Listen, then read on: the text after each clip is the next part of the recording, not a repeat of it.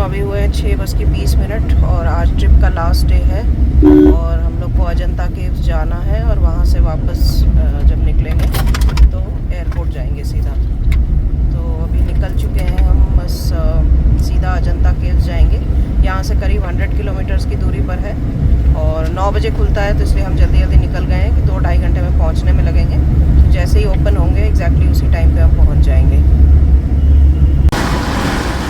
बारिश लगातार चल रही है दोस्तों। अभी अजंता केव्स की तरफ भी जा रहे हैं और रास्ते में रुकेंगे ब्रेकफास्ट के लिए। अच्छा, अजंता केव्स के बारे में थोड़ा मैं बताते हुए चलूँ, वहाँ कितना टाइम मिलेगा पता नहीं, क्योंकि हमारा डेडलाइन है 12 सवा 12 और तब तक हम निकल जाएंगे वहाँ से। टोटल टाइम तो वही जैसे एलोरा का मैंने बताया आपको, 5-6 घंटे लग जाते हैं अगर आप डिटेल में सारे केव्स देखते हैं। और इतना टाइम हमारे पास है नहीं और एक्चुअली इतना हो भी नहीं पाता क्योंकि आप थक जाते हो थोड़ा। वो सीढ़ियाँ ऊपर चढ़ना उतरना, वो सारा जो एलोरा और अजंता दोनों ही जो है डेक्कन प्लेटू के जो रॉक्स हैं, डेक्कन प्लेटू के रॉक्स वॉल्केनिक इरप्शन की वजह से बने हैं और ज़्यादातर इसमें जो कंपाउंड है वो है बसॉल्ट। तो बसॉल्ट के फॉर्मेशंस है ये, इसके अंदर ही ये केव्स को कार्व किया गया है, खोदा गया है। और अजंता का जो है वो एलोरा से ज़्यादा पुराना है। जैसे कि मैंने आपको बताया कि एलोरा 6वीं से 10वीं शताब्दी के बीच में बना था और अजंता का जो डेटिंग वगैरह किया है हिस्टोरियंस ने, उसको डिस्कवर करने के बाद में वो मिला है कि वो बिफोर क्राइस्ट था, मतलब कि 2nd सेंचुरी BC ऑनवर्ड्स वो बने थे। 2 फेजेस में बने थे। जो अर्ली फेज था वो 2nd सेंचुरी BC से लेके 1st सेंचुरी CE तक था और जो 2nd फेज था वो अलग अलग हिस्टोरियंस के ओपिनियंस जो है वो थोड़े कॉन्फ्लिक्टिंग हैं। तो कुछ लोग कहते हैं कि ज़्यादातर ये 5th सेंचुरी में ही बना था और कुछ कहते हैं कि ये 4th से लेके 7th सेंचुरी के बीच में अलग अलग टाइम पे बना था। और लेकिन मोटी बात ये है हमारे समझ के हिसाब से कि फर्स्ट जो फेज़ था जो 2nd सेंचुरी BC से 1st सेंचुरी CE तक था वो सतवाहना पीरियड में बना था। जो सतवाहना रूलर्स थे उनका वंश था, उन्होंने बनवाया था और बाद वाले जो है वो गुप्ता पीरियड में बने थे। और केव्स पहले बन गए थे, उनके अंदर जो पेंटिंग्स हैं वो उसके करीब 600 साल बाद बनी थी। अजंता केव्स की जो डिस्कवरी के पीछे भी एक कहानी है।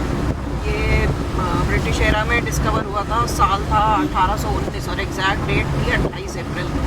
एक ब्रिटिश आर्मी के पर्सन थे, आई थिंक कैवलरी के कोई ऑफिसर थे, जो टाइगर हंटिंग के लिए इस एरिया के जंगलों में गए हुए थे। और आपको पता ही है कि टाइगर हंटिंग के लिए लोग जाते थे और लोकल्स को हमेशा अपने साथ लेके जाते थे क्योंकि उनको जगह भी दिखाते थे, उस जगह के बारे में उनको पता भी होता था लोकल्स को। तो इन्होंने एक्सीडेंटली जो है देखा कि यहाँ पर कुछ केव जैसी चीज़ है। तो लोकल्स को तो पहले से ही पता था कि वहाँ पे केव है, तो उन्होंने बोला कि हाँ यहाँ पर एक स्ट्रक्चर है।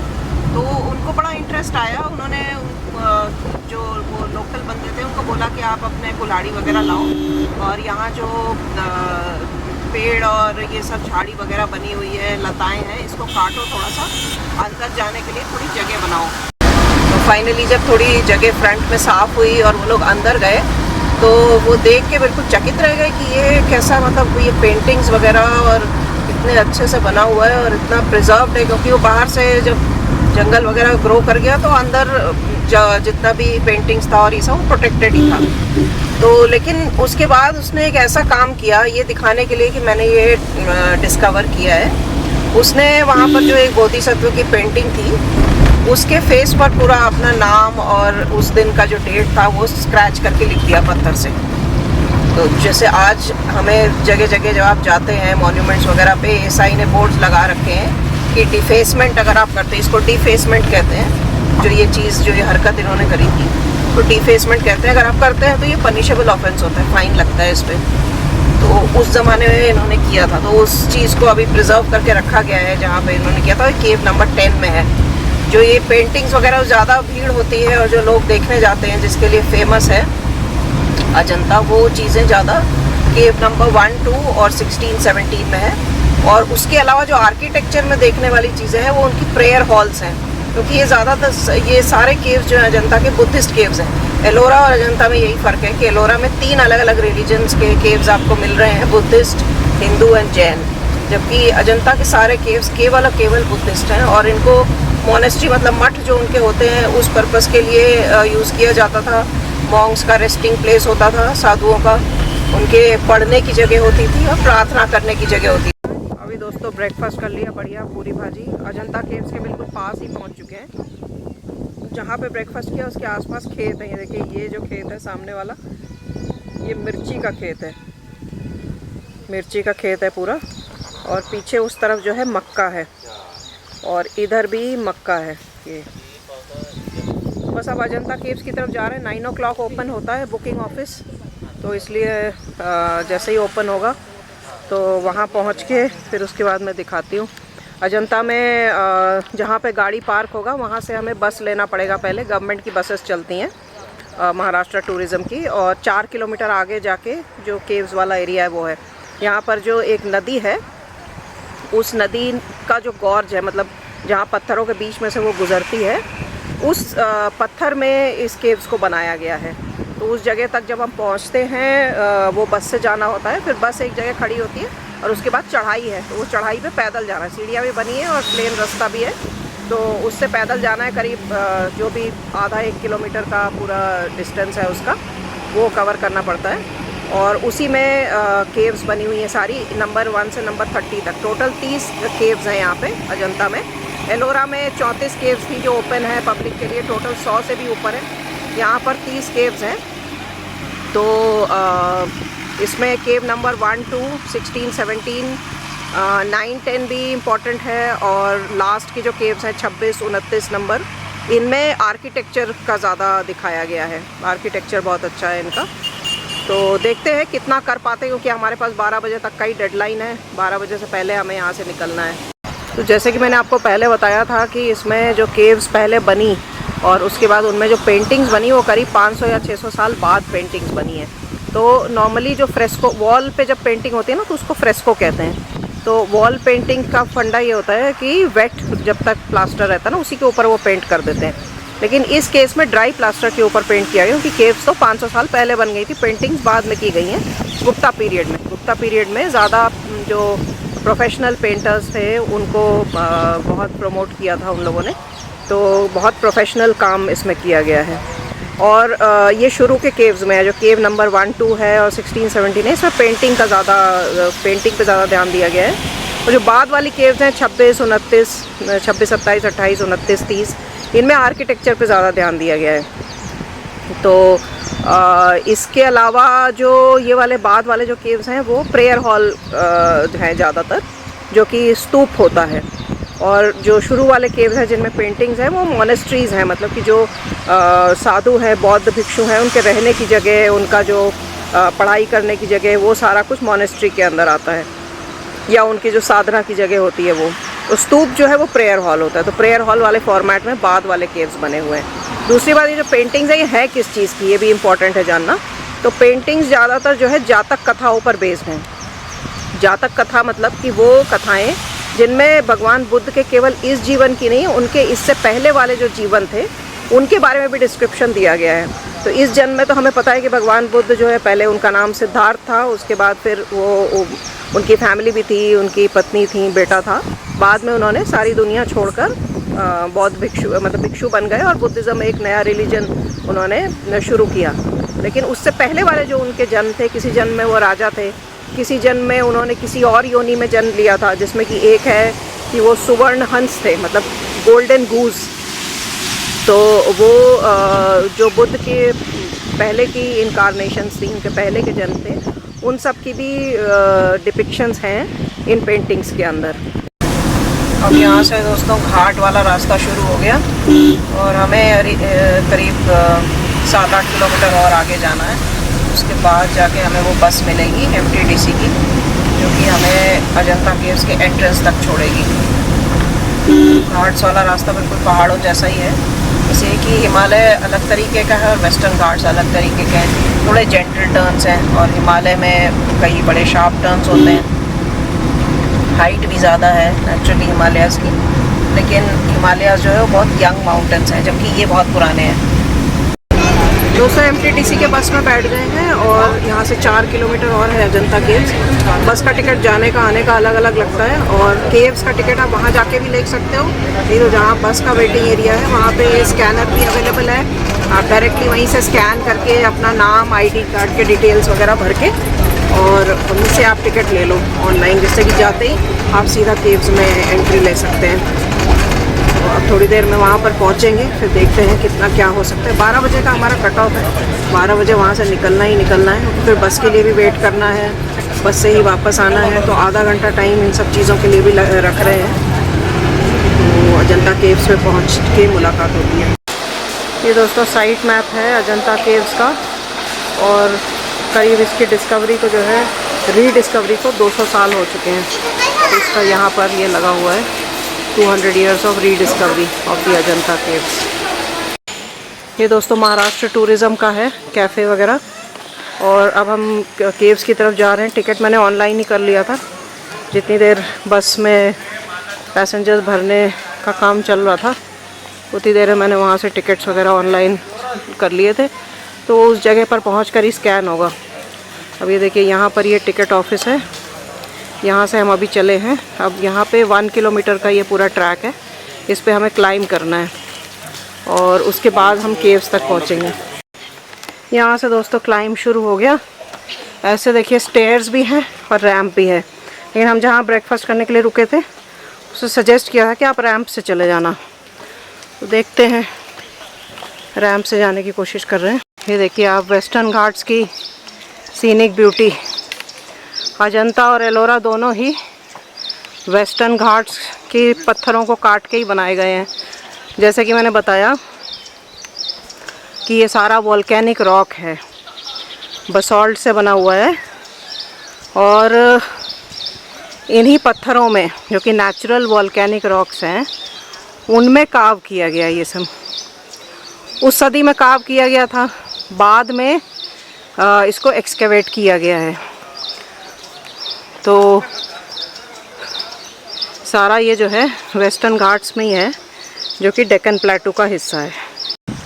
ये जो रॉक्स बने, मतलब ये जो केव्स बने हैं, ये उस रॉक के अंदर काटे गए हैं, जो कि एक रिवर का नेचुरल गॉर्ज है, मैंने बताया था ना। तो वो रिवर का नाम वागुर है। वागुर नदी के गॉर्ज के अंदर इस जो पत्थर है, गॉर्ज का जो पत्थर है राधा, उसमें ये केव्स कार्व किए गए। यहाँ पर देखिए केव्स की एंट्री है, और बस आगे फिर केव्स शुरू हो जाते हैं। ये केव नंबर 1 है और सबसे पॉपुलर केव, और इसमें देखिए लिखा हुआ है this is one of the finest monasteries of its kind. और कोई और मोनेस्ट्री अजंता में जो है इतनी सुंदर तरीके से सजाई नहीं गई है। ज़्यादातर यहाँ पर महायाना बुद्धिज़्म के जो प्रिंसिपल्स हैं वो डिपिक्ट किए गए हैं, और इसमें अलग अलग बोधिसत्व में 2 मेन हैं, एक है पद्मपाणि और एक है वज्रपाणि। दोनों मैं दिखाऊंगी जब अंदर जाएंगे, नीचे लिखा भी हुआ है यहाँ पर। ठीक है, तो अंदर चलते हैं। यहाँ पर जूते वगैरह बाहर उतारने पड़ते हैं। दोस्तों ये केव नंबर 1 का इंटीरियर है। केव्स के अंदर फ्लैश से फोटोग्राफी करना और वीडियोग्राफी करना अलाउड नहीं है, तो इसलिए स्टिल फोटोज के साथ में मैं वॉइस ओवर दे रही हूँ आपके बेनिफिट के लिए। यहाँ पर देखिए बीच में जो है भगवान बुद्ध हैं, और उनके एक तरफ, उनके राइट साइड में आप देख रहे हैं हाथ में एक लोटस फ्लावर है।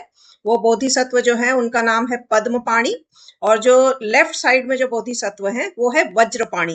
तो पद्मपाणि जो है वो एक काम और मतलब एक जो पीस वाला जो फॉर्म है बुद्धा का वो है, और जो वज्रपाणि है वो क्रोध वाला रूप है उनका, क्योंकि हाथ में वज्र है। उसके अलावा दीवारों पर जो पेंटिंग्स हैं वो भगवान बुद्ध के अपने जीवन की कथाएं हैं, और उसके अलावा उनके पूर्व जन्मों की जो कथाएं हैं वो भी इसकी दीवारों पे और छत पे भी काफी सारा पेंटिंग करके डेकोरेट किया गया है इस पूरे केव को। और ये पूरे कॉम्प्लेक्स में सबसे ये दोस्तों केव नंबर 1 का एंट्रेंस गेट है। अंदर वीडियो नहीं बना सकते और फ्लैश भी यूज़ नहीं करना है, और इसीलिए लाइटिंग भी नहीं लगाते हैं केव्स के अंदर, क्योंकि पेंटिंग्स ख़राब हो जाती हैं, बड़ी डेलिकेट होती हैं। तो इसलिए अंदर मैंने सिर्फ स्टिल फ़ोटोज़ लिए हैं अपने S24 से, और उनको उसमें डाल दूँगी मैं वीडियो में, और उसके साथ में वॉइस ओवर डाल दूँगी। बाकी यहाँ पे 15 मिनट के अंदर एक ग्रुप को बाहर आना है। टोटल जो है एक बार में 40 विजिटर्स से ज़्यादा नहीं जा सकें, क्योंकि अंदर फिर काफ़ी ज़्यादा गर्मी हो जाती है और बड़ा सफोकेशन सा लगने लगता है। तो इसमें सब कुछ लिखा हुआ है, ड्रोन कैमरा से शूटिंग अलाउड नहीं है, खाना खाना अलाउड नहीं है, इसके अंदर किसी भी पेंटिंग को टच नहीं करना है और 15 मिनट्स के अंदर में एक ग्रुप को बाहर आ जाना है। ये देखिए आप बाहर का जो हिस्सा है, इस पर जो काम हुआ है, जो सारा खुदाई से बनाया है वो आप देखिए। और ऊपर क्योंकि पत्थर है तो ये पत्थर भी गर्म हो जाता है, चाहे बारिश भले ही हो रही है लेकिन फिर भी जो पत्थर की गर्मी है वो अंदर केव्स को बहुत गर्म कर देती है। तो अगर आप बहुत देर यहाँ रुकेंगे तो पसीना आने लग जाएगा आपको। अब आगे चल रहे हैं केव नंबर 2 की तरफ। सेल्फी अरे यहाँ पे ले लेना, इसे सच्चा इम्पोर्टेंट केव ऐसे वाला लेते हैं। हाँ, सेल्फी तो लेना अलाउड है। हाँ हाँ, तो मैं कम मना कर रही हूँ, बोल रहे हैं तो सच इम्पोर्टेंट केव यहाँ पे तो ले अपन लिया। अरे आए, मैं उसका लोकेशन दे। अच्छा अब आए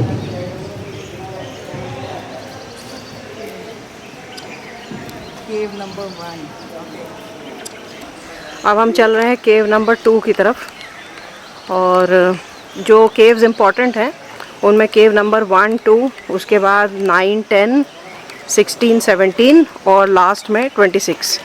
और यही हम भी देख कर आए थे नेट से।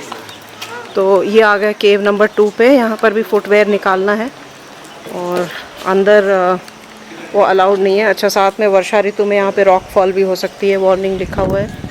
केव नंबर 2 के बारे में थोड़ा पढ़ लेते हैं, इंस्क्रिप्शन में क्या लिखा है। ये भी महायाना बुद्धिज़्म के बारे में ही है, ठीक है। और यहाँ पर the walls and sanctum and antechamber are painted with countless figures of lord Buddha. और उसके अलावा उनके जो फॉर्मर बर्थ्स हैं, जैसे कि मैंने आपको बताया था इंट्रोडक्शन में भी, यहाँ पहुँचने से पहले जो मैं इंट्रो का रिकॉर्डिंग रास्ते में कर रही थी, कि इनमें जातक कथाएं डिस्क्राइब की गई हैं पेंटिंग्स के माध्यम से, जिसमें कि बुद्धा की प्रीवियस बर्थ्स के बारे में दिखाया गया है। तो वो यहाँ पर हमें मिलेगा। तो ये केव नंबर 2 का इंटीरियर है। और इसमें देखिए जैसे बाहर के बोर्ड पे लिखा हुआ था, भगवान बुद्ध के जो पूर्व जन्म थे उनके जो पेंटिंग्स हैं वो बने हुए हैं दीवारों पर और छतों पर भी। तो शुरू में जब ये डिस्कवर हुए थे केव, उस समय तो ब्रिटिश रूल था, तो उनको बड़ी हैरानी हुई थी कि ये बहुत सारी केव्स में ऐसी पेंटिंग्स हैं जो भोग विलास दिखाती हैं, जबकि एक राजसी जीवन दिखा रही हैं। जबकि भगवान बुद्ध तो जो है वो भिक्षु थे, लेकिन उनको ये नहीं पता था कि ये उनके पूर्व जन्मों की भी कहानियां यहाँ पर केव्स के अंदर अंकित हैं। तो ये थोड़ी सी जो है ब्रिटिशर्स को कंफ्यूजन हुई थी। ये देखिए पूरा व्यू यहाँ से गुफाओं का, लगातार ये ऐसे यू शेप्ड गॉर्ज है वागुर नदी का, जिसके अंदर की इन गुफाओं को कार्व किया गया है। और देखिए यू शेप में जा रही है ये पूरी। इधर पूरे जंगल है, हरे भरे वेस्टर्न घाट्स। ये देखिए दोबारा से गुफाओं का व्यू आ रहा है। ये केव नंबर 4 है। यहाँ पर हम अंदर नहीं जाएंगे, आगे हम सीधा 9, 10 की तरफ जाएंगे। मैं बाहर से ही आपको दिखा रही हूँ, जितना पॉसिबल होगा बाहर से दिखा दूँगी। और क्योंकि अंदर से वीडियोग्राफी करना ही अलाउड नहीं है, तो मैं सिर्फ स्टिल फ़ोटोज़ ही ले रही हूँ और उनको मैं इकट्ठा करके वीडियो में डाल दूँगी, सबटाइटल्स के साथ एंड वॉइस ओवर के साथ। ये नीचे देखिए नदी आ रही है, वागुर नदी के ऊपर ये पुल भी बना हुआ है। यही नदी जो चट्टान को काट के निकलती है बीच में से ना, उसी चट्टान में यू शेप में एक गुफाएं बनी हुई है पत्थर के अंदर। ये देखिए नदी में वाइट थ्रोटेड किंगफिशर बैठा हुआ है। अभी हम अजंता केव्स पे हैं और रास्ते में बर्ड फोटोग्राफी भी करते हुए चल रहे हैं। ये अगला केव है, बाहर से ही निकल रही हूँ। जो इम्पोर्टेंट नहीं है उनको हम अंदर से पूरा कवर नहीं करेंगे। जहाँ तक टेल्स हैं, लेकिन सारे जन्मों के बारे में जो रीइंकार्नेशंस हैं बुद्धा के, उन सब के लिए सीखने के लिए 2-3 घंटे काफ़ी नहीं है, कई साल लग जाएंगे। ये केव नंबर 5 रहा होगा पिछला वाला, क्योंकि यहाँ पर 6 लिखा हुआ है, ठीक है। ये केव नंबर 6 है। तो 4, 5, 6 भी इम्पोर्टेंट है, कुछ लोग कह रहे थे। ये देखिए बाहर से ही आपको दिखा देती हूँ कि अंदर तो वीडियो लेना अलाउड नहीं है। ये उसके अगला केव है 6 के बाद वाला, इसमें भी अंदर लाइटिंग लगा रखी है। अंदर नहीं जा रहे हैं। जालियाँ लगी हुई हैं बैट्स की एंट्री रोकने के लिए, लेकिन फ्रंट डोर तो खुला ही हुआ है। और ये देखिए डस्की क्रैग मार्टिन गई उड़ के। ये डस्की क्रैग मार्टिन है जो यहाँ बैठने की कोशिश कर रही थी। ये केव नंबर 9 है। इसके अंदर एक स्तूप बना हुआ है, बाहर से ही दिख रहा है इसका जो भी स्ट्रक्चर है। तो अब हम आगे ही जा रहे हैं, देखते हैं केव नंबर 10 में क्या है। ये केव नंबर 10 है। देखिए पूरा ऊपर से नीचे तक जाली से कवर्ड है, फ्रंट को भी कवर कर रखा है। फिर इसके अंदर जाके देखते हैं। यहाँ पर जो पेंटिंग्स हैं दोस्तों वो 2nd सेंचुरी BC से शुरू होती हैं और 1st और 2nd सेंचुरी CE तक चलती हैं। और ये हिनायाना बुद्धिज़्म की ज़्यादातर स्टोरीज़ हैं यहाँ। दोस्तों ये है केव नंबर 10 का इंटीरियर, और यही सबसे पहला केव था जो डिस्कवर हुआ था, जो 1829 में वो अंग्रेज अफसर ने डिस्कवर किया था, वो यही केव था। और इसके अंदर ये प्रेयर हॉल है बेसिकली। जैसे कि इंट्रोडक्शन में भी मैंने बताया कि जो शुरू वाले केव थे वो मठों की तरह इस्तेमाल किए जाते थे, जिसके अंदर की जातक टेल्स की पेंटिंग्स बनी हुई हैं। और ये जो बाद वाले केव्स हैं ये ज्यादा जो है प्रेयर हॉल की तरह इस्तेमाल किए जाते थे, तो इसलिए स्तूप वाला स्ट्रक्चर इसमें बना हुआ है। अब यहाँ पे ये जो पिलर है इसमें आप देखिए वो जो अंग्रेज ने नाम अपना स्क्रैच कर दिया था वो इस पिलर के बिल्कुल सेंटर में आपको दिखेगा।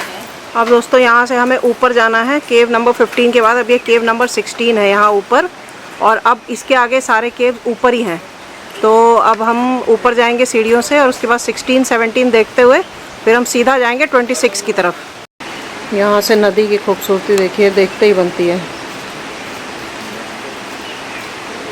और बरसात के टाइम पे तो बहुत सुंदर हो जाते हैं वेस्टर्न घाट्स। बारिश बहुत होती है, कल दोपहर बाद से लगातार बारिश हो रही है, अभी भी हो रही है हल्की हल्की।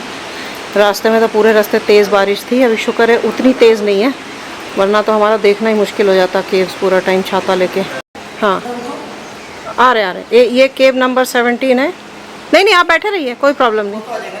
और इसके अंदर भी अलग अलग टाइप की पेंटिंग्स हैं, जातक कथाओं की ही पेंटिंग्स हैं। अंदर जाके देखते हैं एक बार। तो केव नंबर 17 जो है इसके अंदर जो पेंटिंग्स हैं वो सबसे ज्यादा प्रिजर्व्ड हैं, वेल प्रिजर्व्ड हैं। हो सकता है ये थोड़ा लेट फेज में बना हो, जो 2nd फेज में जो केव्स बने थे उनमें ये रहा होगा, इसलिए इसकी पेंटिंग सबसे ज्यादा प्रिजर्व्ड है। तो एक बार फिर मैं आपको केव्स जो इंपॉर्टेंट है वो बता देती हूँ। केव नंबर 1, 2, 9, 10, 16, 17 और 26। जब आप अजंता आए तो इन केव्स को आप जरूर देखें, जिसमें से शुरू वाले जो केव्स हैं केव नंबर 1, 2, 9, 10 और 16, 17, इनमें पेंटिंग्स का ज्यादा आपको मिलेगा। और बाद वाली जो केव्स हैं जैसे 16, 17 हैं, इनमें जो है बेटर प्रिजर्व्ड हैं पेंटिंग्स। और जो लास्ट वाला केव है 26, वो केवल और केवल आर्किटेक्चरल मार्वल है, वो मैं अभी आपको दिखाऊंगी।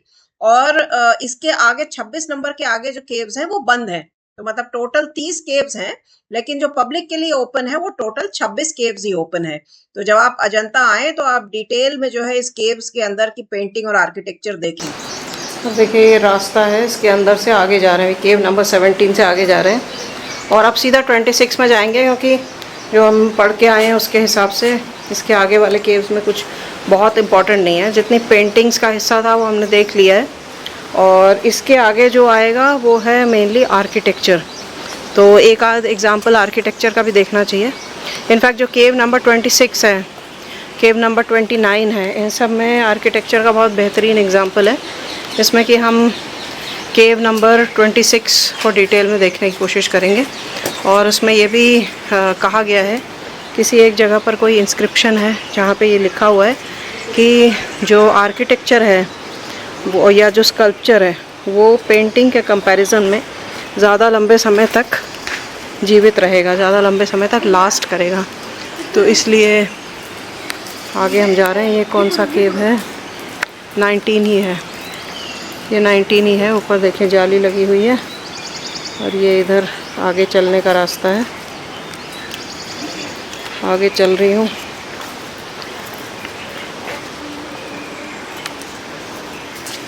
ट्वेंटी की तरफ।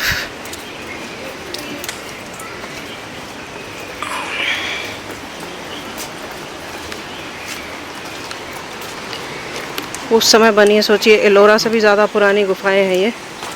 और जो मैंने बोला अर्ली पीरियड में बने हैं कुछ, और कुछ लेट पीरियड में बने हैं। जिसमें ऐसा नहीं कि जो शुरू के नंबर हैं वो अर्ली हैं, बाद वाले लेट हैं। इनफैक्ट जो सबसे पुराना केव है वो केव नंबर 30 है, जो ओल्डेस्ट केव कहा गया है। तो अर्ली वाले पीरियड में जो केव्स बने हैं उनका आप सोचिए कितने उस टाइम पे कितने ज़्यादा अच्छे कलाकार थे। ये एक छोटा सा वाटरफॉल है यहाँ पे लोग फ़ोटो वगैरह खिंचाते हैं। एक बार यहाँ से मैं 360 डिग्रीज पूरा दिखा देती हूँ। ये देखिए, और इधर वो जगह है जहाँ से हमने शुरू किया था देखना, वो देखिए वहाँ से हम आए थे। ये पूरा देखते हुए आए हैं अभी, ये पूरा देखते हुए आए हैं। ये देखिए केव नंबर 26 है और इसमें स्कल्पचर्स जो है हमारे सबसे ज़्यादा बढ़िया हैं और इन्हीं के लिए कहा गया था कि पेंटिंग से ज़्यादा लाइफ जो है वो स्कल्पचर्स की होती है। इसके अंदर भी बहुत कुछ है, अभी तो बाहर का मैं आपको दिखा रही हूँ, अंदर का रिकॉर्डिंग नहीं, लेकिन स्टिल फ़ोटोज़ को मैं ज़रूर दिखाऊंगी। ये देखिए, ये पूरा प्रेयर हॉल है, प्रेयर हॉल के फॉर्मेट में ही बना हुआ है। मैं दिखा देती हूँ अंदर से जितना दिखा सकती हूँ। ये देखिए, अंदर कॉलम्स बने हुए हैं, पिलर्स बने हुए हैं, ऐसे ही प्रेयर हॉल में रहता है। दोस्तों, ये है अजंता का केव नंबर 26 और ये वही तस्वीर है जो आपने अपनी इतिहास की किताब में देखी होगी। इंडियन हिस्ट्री की किसी भी किताब को आप उठा के देख लीजिए, ऐसा हो नहीं सकता कि अजंता केव्स की ये फोटो उसमें लगी ना हो।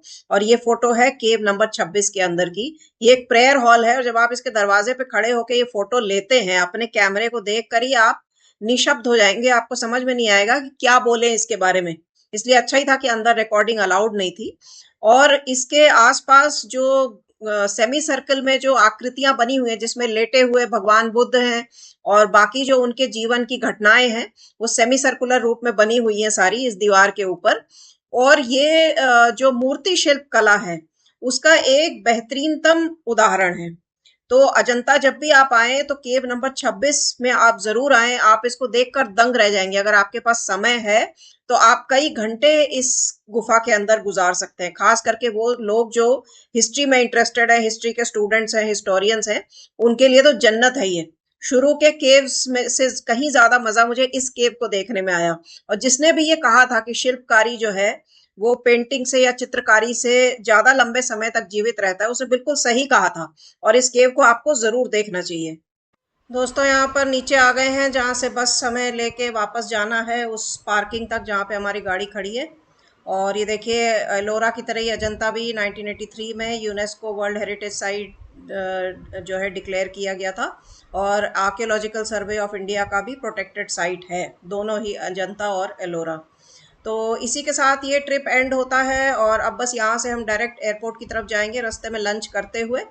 और उसके साथ ही इस व्लॉग को भी मैं एंड करूँगी। और अगर आप लोगों को मेरे व्लॉग्स पसंद आते हैं तो प्लीज़ चैनल को सब्सक्राइब कर लीजिए, नोटिफिकेशन बेल को दबा दीजिए जिससे नए वीडियोस आने पे आपको पता चल जाए। वीडियोस को लाइक करते रहिए, शेयर करते रहिए और वीडियोस पर कमेंट ज़रूर किया करिए जिससे कि मुझे पता चले कि आपको पसंद आ रहा है मेरा काम या नहीं। और आपके जो भी सजेशंस है वो मोस्ट वेलकम है, आप अपने कमेंट्स के ज़रिए सजेशन ज़रूर दें।